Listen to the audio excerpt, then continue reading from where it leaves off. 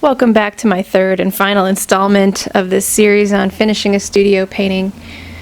Paintings are capable of taking us on unforeseen roads of discovery that often lead us to a better place than what we even intended for our vision to unfold.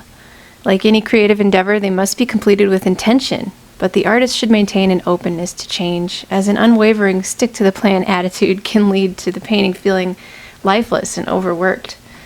The feeling of life is just as fleeting as a likeness, and I believe the secret to maintaining it is in allowing yourself to be open to change along the way.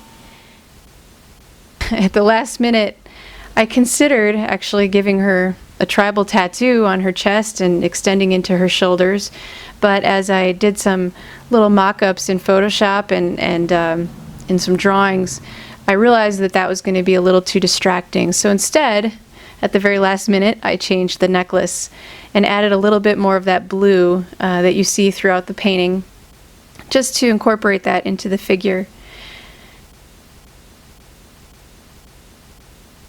So here's a few practical tips for completing a painting.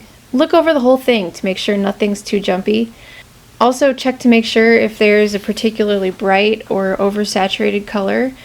And if you're only using it in one place, you might want to consider either toning it down or bringing it in elsewhere into the painting. Otherwise, it could unintentionally become the focal point. I like to give myself a few days to see if the painting's really finished. So I'll step away from it for a while, put my paintbrush down, come back into the studio and look things over for a couple of days. And if something stands out or doesn't look right, I'll tweak it here and there. But I also need that time to really figure out if I've accomplished my goals for the painting. Is the expression what I want? Did I capture the likeness? Is the pattern beautiful and does it have a sense of motion? Is there a harmony of color and are my values correct? Did I stay true to my narrative? So these are all questions I like to ask myself as I'm wrapping things up. There's a lot of different ways that you can sign a painting. We all have our own unique signature and our own unique way of leaving our mark.